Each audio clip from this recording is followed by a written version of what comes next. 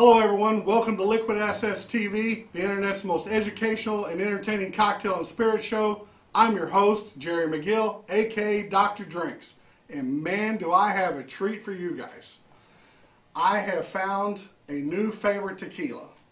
And I'm not talking about some, slamming, frat-party tequila here. I'm talking about a high-quality, sipping tequila that you just sit back, savor, sip, and just relax and enjoy and taste the flavor of the agave in this tequila. And I had another one that was my favorite that I drank most of the time, and I'm not going to mention it, but it's actually a lot more expensive than yours too. But it's but this is better quality, and personally I think it's a bargain for what you get for it. But anyway, introduce yourself, explain the product, and tell us a little bit about it. And you got to tell the story of how all the land came, how y'all actually got the land and went through all this, because this is a phenomenal story. You can't make up shit like this. Well, so anyway, go ahead. Thank you, Jerry. An honor to be here with you. Thank you, everyone. My name is Iñaki Orozco. I represent RiAzul Imports LLC. I'm the founder and CEO of the company. We developed 3 tequilas: silver, reposado, and añejo.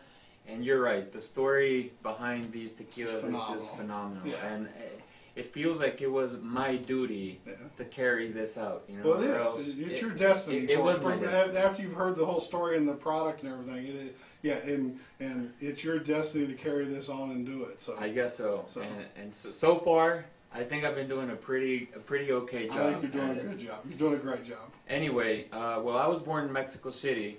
But I have to bring in my family on my dad's side, which is from Jalisco, Mexico, which is the denomination of origin for tequila.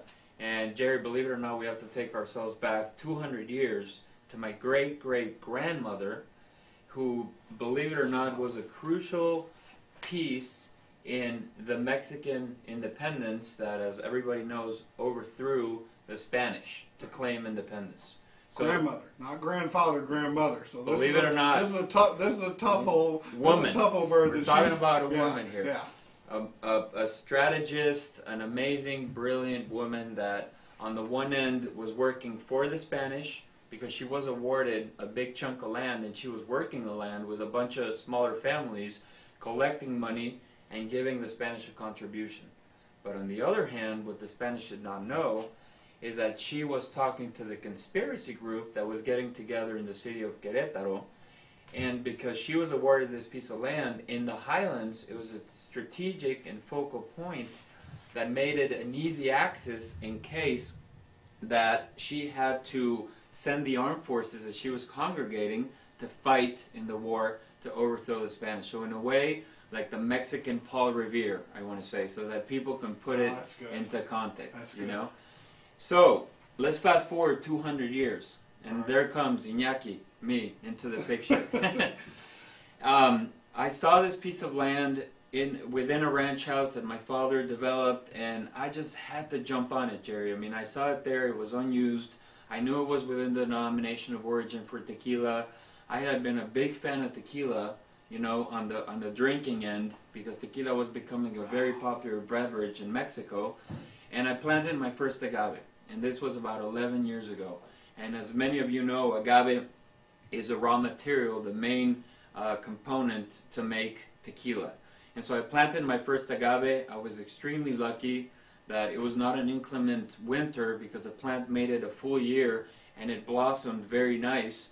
And then another blessing, because the first one was inherited that piece of land within the denomination of origin, but the next one was meeting Mario Moreno, which is my operations guy down in Mexico.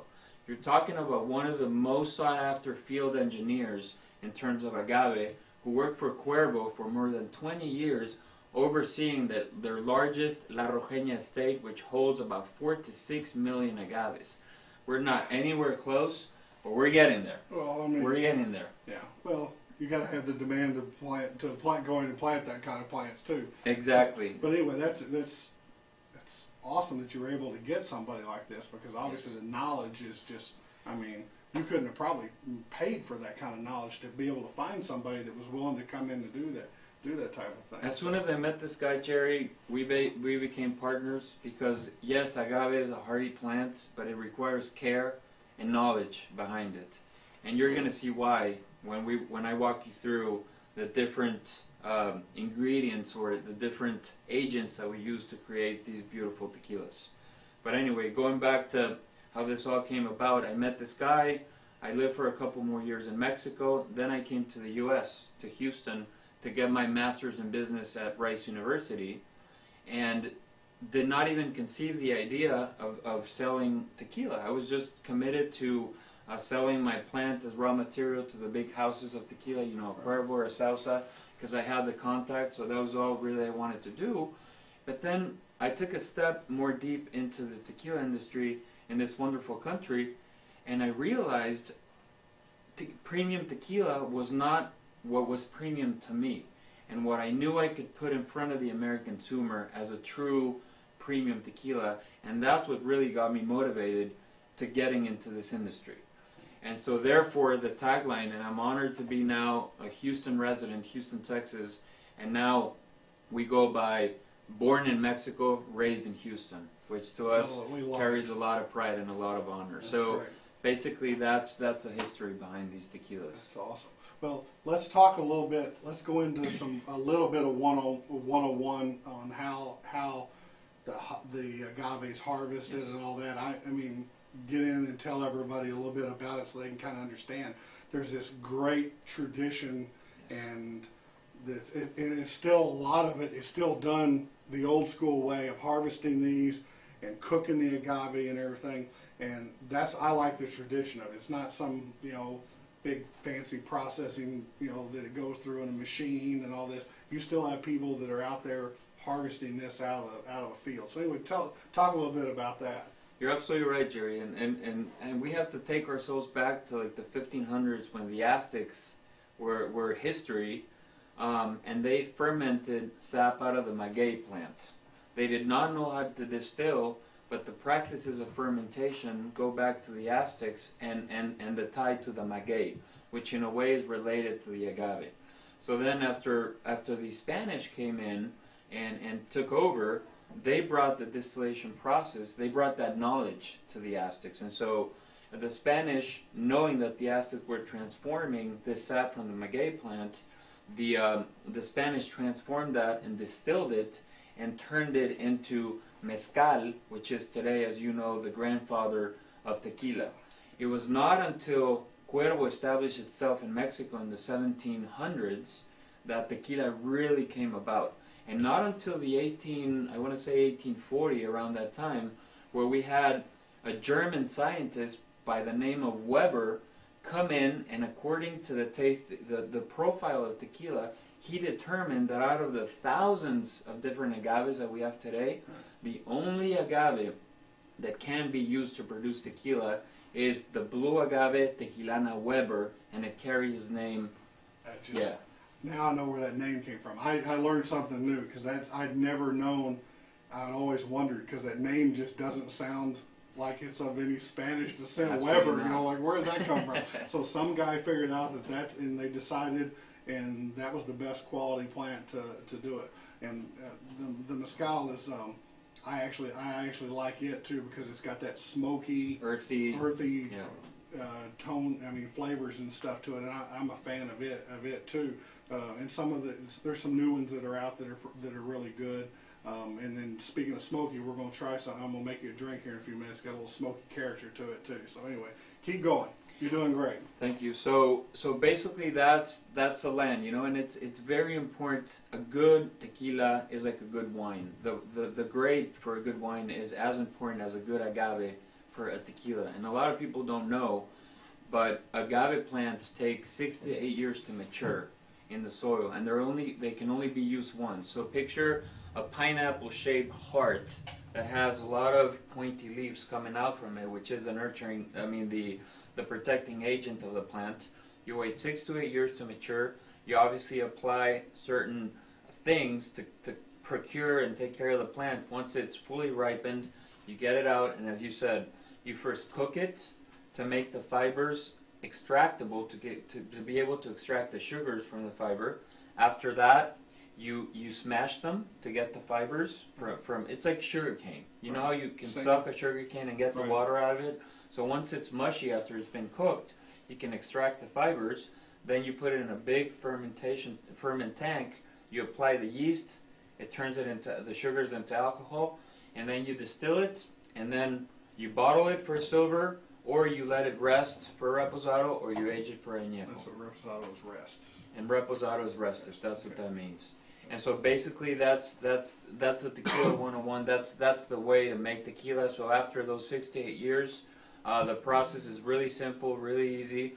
But there's a lot of magic in there because, especially us at our distillery, They'll do a different. You process this differently than everybody else. yes, we do. You put a lot more love and Passion into it, and they do some. They mix the old school and the old traditions, and use a little bit of the high tech to make it. So anyway, talk about that a little bit too. You were talking about the vapors. Absolutely, you're right. I mean, within the distillation process, our process is different and versatile. And what I mean is that we do not ignore the common traditions that the people 250 years ago used, like the brick ovens Right. and the distillation pots, but we marry those with state-of-the-art technology. And I'll give you the perfect example. Most people use one type of distillation for their products. We use two. We use the typical distillation pots that takes two processes, basically, up and down. Right. And the tower, which is just one process, which is a lot more consistent.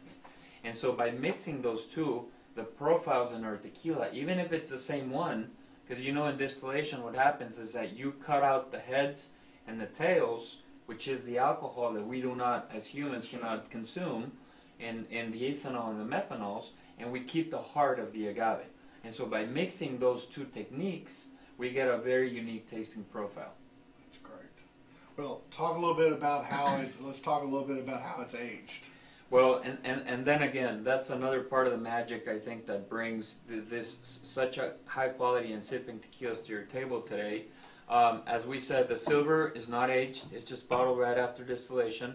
The reposado, which means rested, typically only rests in barrels, which are either American or French oak, typically, or cherry oak nowadays, anywhere from 3 months to 12 months, 11 months and 30 days. But when it hits the 12-month mark, it turns into the añejo. And an añejo is classified anywhere from 12 months to 3 years. After 3 years, they just came out with a new classification called extra añejo.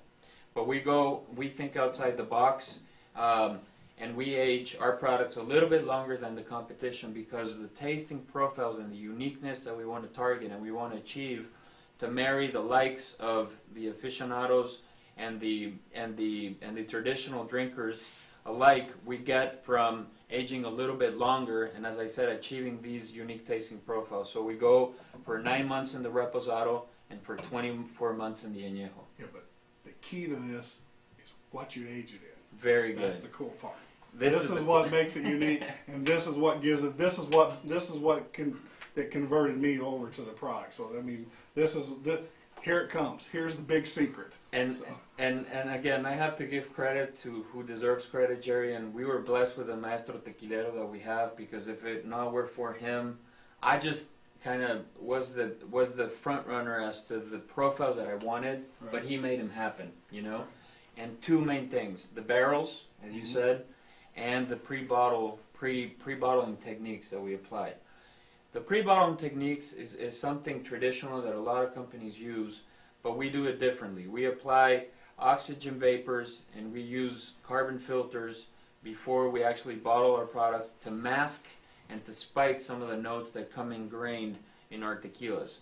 But the beauty and what differentiates our añejo are the barrels that we use, exclusively the barrels. We hand-selected the barrels from the Citeaux forest in Burgundy, France, for their vanilla tannins. And when we're tasting it, I'm sure, Jerry, you will be able to capture this vanilla scent, these vanilla aromas that come from the barrels.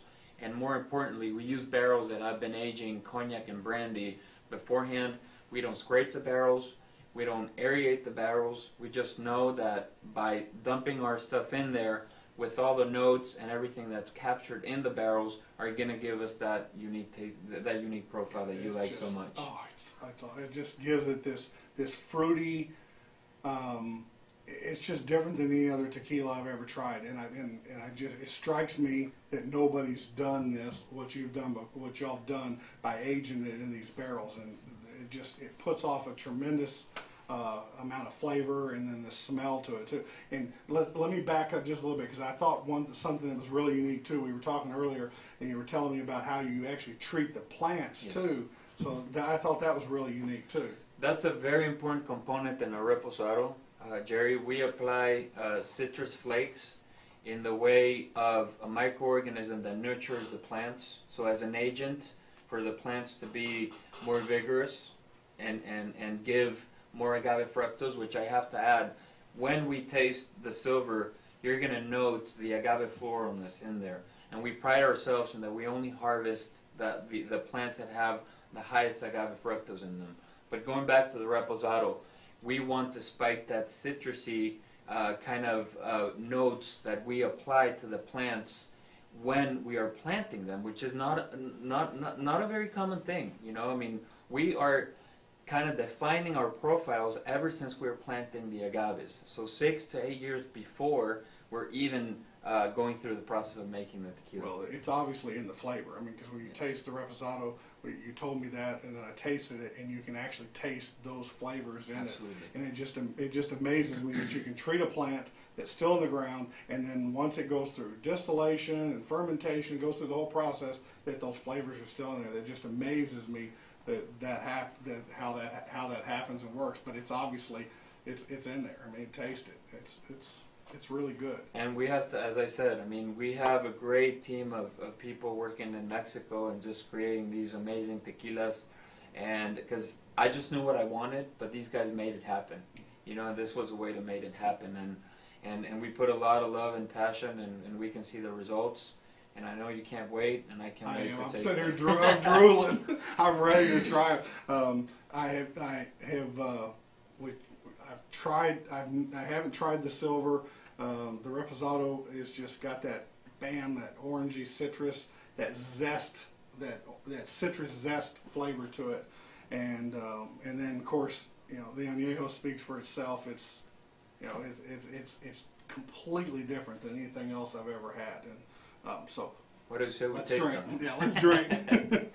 Let's drink these high quality cups we have here. So, you know, the tequila do the trick. Yeah, the low budget. But this is all about the flavor of this. And wow, just I can smell the agave. The agave, and we truly pride ourselves in that, Jerry. And not a lot of companies. When I know you, obviously you've smelled and you tried a lot of tequilas. I really encourage you, anytime you taste a new tequila, to do that, to put it through an aroma test, through a sniff test before you actually taste it, and a true good tequila, because tequila has to be good, you know.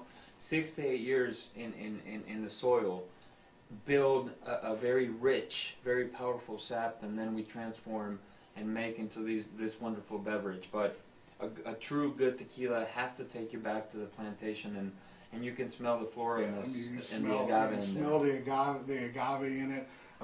It's a peppery flavor, and I'll shut up and start drinking. Wow.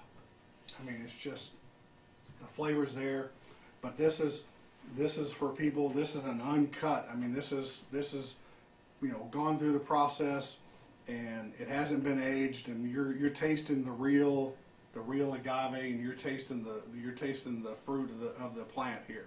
And man, that's absolutely really good. And it's very important, you know, so that people can truly identify the floralness and the taste in the product, you know, which really sets us apart. There are some products out there that are as high quality as ours, but the profile is what really sets us apart, and what I think we're pioneers in. I would agree.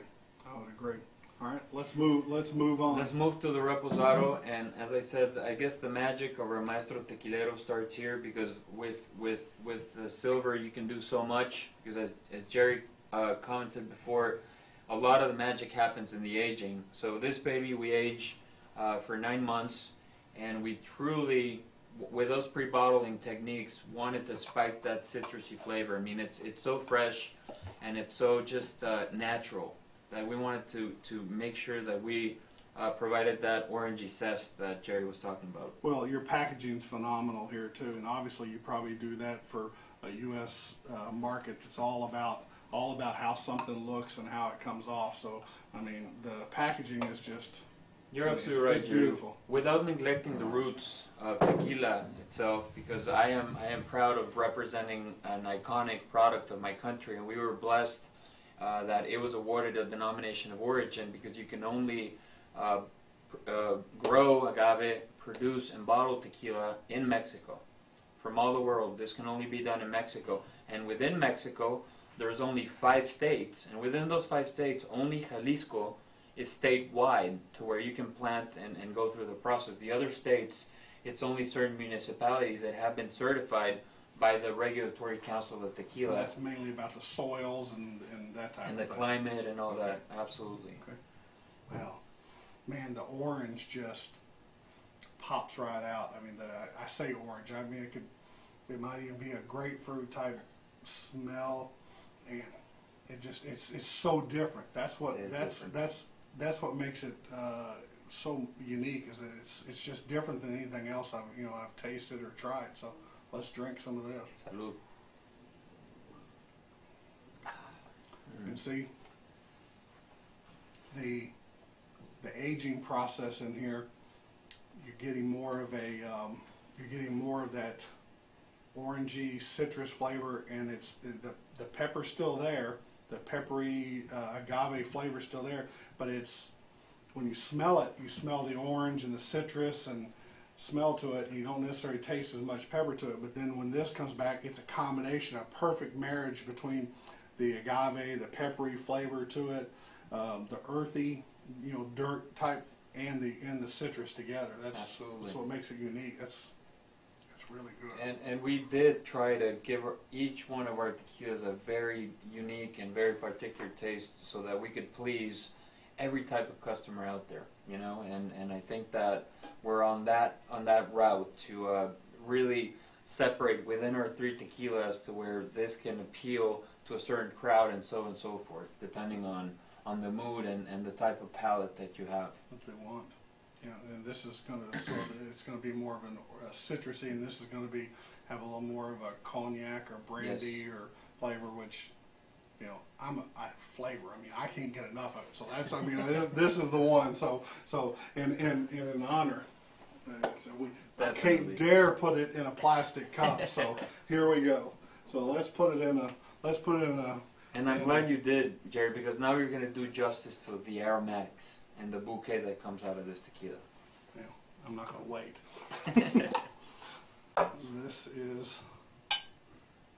This is our añejo. This, as I said, is 24 months aged, very rich. It's our silky, smooth, delicacy of tequila, which the magic comes from the barrels, but also from the high fructose agave that makes it a perfect blend into what already has, or is contained in the cognac and the brandy barrels that we were talking about before. And that's the cognac and brandy are what those barrels are what sets this off. This is just, man. And boy, when I smell this, the first thing that pops is like vanilla.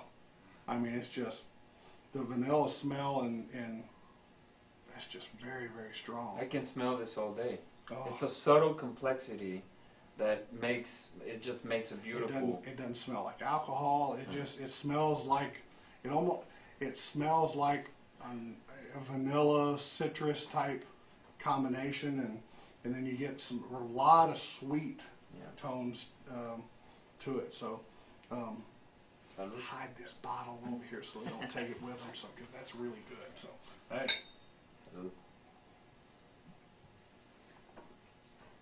Wow. It's just, taste that. That cognac and brandy really makes it pop. And those of you that watch the show a lot know that I'm a Scotch drinker. I like single malt Scotches and a lot of flavors that go with a Macallan Scotch is one of my favorites, and it's aged in a sherry cask, so it gives it an additional flavor from the sherry in with it, and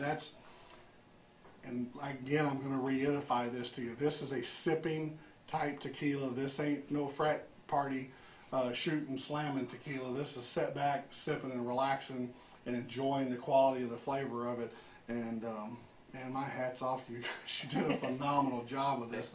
The smell and it's just so much different than anything, and it just surprises me that nobody's done anything like this before. And it's good to be a pioneer, Jerry. Yeah. Only problem is they get arrows shooting at you if you're a pioneer too. So, very true. But you know what? I mean, it's a risk you took, and it's obviously paid off. And talk a little bit about the market, where it's located, and where you can buy the product. And I highly recommend that you try it, that you get out and try the products and taste them. If they're available in your market. If they're not, drive your butt over here to Houston and come get some, because I mean, I know you've got some other markets, and you're slowly, gradually going to build the market, but you're all about the quality of the product, I know, because we've had that discussion. Absolutely. I mean, more importantly to us, growing faster is for us to maintain that consistency and quality and growing with a loyal crowd. You know, I have to add that we've been very aggressive on the social media front. Our social media guru is right here, Jared Maidenberg. He's scared of the camera, but that's okay. We are at Twitter, at RiAzul, on Twitter. You can follow us, and RiAzul.com on Facebook, and our website, RiAzul.com, and you can find where we sell it. But as Jerry was saying, we are based out of Texas, very proud to be so. We started in Houston, gradually positioned ourselves into Dallas, San Antonio, Austin, and a couple of smaller northwest cities like Lubbock and Tyler. But we just opened market also in Illinois, in New York, and in Nevada, and we have our eyes set in Florida and in Massachusetts. And so if you want exact locations of retail chains where you can find us, please go online. You can find us there. We're also working very hard with online retailers, so you can purchase it from every corner of the United States. But in the meantime, as Jerry said, drive your butts out here. Yep. Our social media guru makes a fantastic job of keeping everybody updated with the events that we have out there, so you can come out and join us and truly experience RiAzul Tequila's firsthand, which, I mean, we can talk about it all day. Yeah, no, I mean, Jared's done a phenomenal job on that part of it, and getting the word out about the product. And those are good customers. That social media is I mean, because once you can get that's going to be a younger crowd, younger professional crowd, and that crowd, once you get them on the product, they're going to be loyal to it for a long period of time. So we'll definitely put links up on the site so everybody has them, so everybody can pull the links off. They'll be down at the bottom. You'll be able to see them, so you can chat on Twitter with Jared, and I bet you even do a little bit of it, don't you? Some of it. And yeah. Jared is always trying to push me to be a little more active, and I'm doing my best. But you got a business to run too. That's so true. I mean, I fully understand that. That's why Rebecca's here. So she does that. So hey, I want to make a drink for you. I would love a drink, and Okay. that proves how, yes, these are sipping tequilas, but that proves the versatility in the mix. I wouldn't dare insult the Reposado or the Añejo by putting it with any kind of mix. The silver, for people that just, I mean, if you want a higher quality margarita or whatever, whatever you're drinking, the tequila and grapefruit, or any of those, the silver is the way to go. But don't do it, please. So I mean, I'll cry if I ever see it done. So okay, let me make you a drink. I'm taking chipotle peppers. They're smoked chipotle peppers, and I mix them with agave honey, and I cook them and let them simmer for about an hour or so. The agave honey doesn't boil like everything else does. I learned that the hard way too. So we burn the pan up in the process, but I learned that it boils it like 280 or something. So, wow. But anyway, so I simmered it where it was nice and hot, and then cut the peppers open a little bit and got the flavor, and then out of the honey, and then we add a little bit of honey to just your typical margarita, and it adds just that little smoky, and it works really well, and I guarantee it's gonna work really well with this because it's got that peppery agave flavor that's in there, and it's gonna be nice. It's gonna be a nice tone. So let's let me grab a couple glasses here. Perfect. And I'm glad you're using chipotle because chipotle is an extremely versatile pepper and one of the most popular ones in Mexico that is used for a bunch of things, you know, as a cooking agent. So I'm excited to see what you're gonna produce here. Okay, so took a couple margarita glasses here. We're gonna put a little bit of agave honey in there. This has, like I said, this has the chipotle pepper in it. Now, I will do a show on how I made this. We also did one earlier. I'm doing this for the restaurant, the Houston Restaurant Association, and we're doing this drink, and I'm also doing another one with ginger, believe it or not, and Jamaica, which is the one made from the hibiscus flower. And oh, it's really good. You need to teach me Yeah, I'll give you the recipe for it, so you'll like that one too. So, all right, let's find a shot glass and let's get some silver tequila out here. Definitely an important component. Yeah, we gotta have that. Just add a little more here. You and I like it, so. Perfect. Alrighty, and then we'll take a little bit of my Liquid Assets sweet and sour mix here.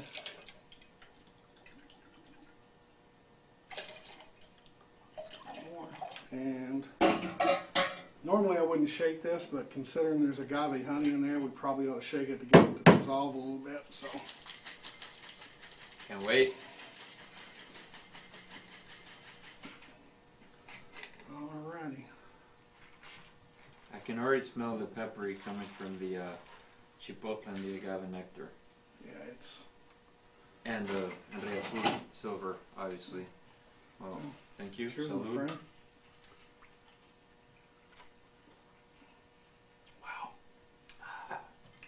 Very Excellent. peppery and spicy. Excellent. I like it Excellent. because it's got a little bit of a spice and a kick to it. So, I made one earlier and Jared drank the whole thing. So we had to go clean glasses up and do it again. So I hung you out to dry there. Threw you under the bus, my friend.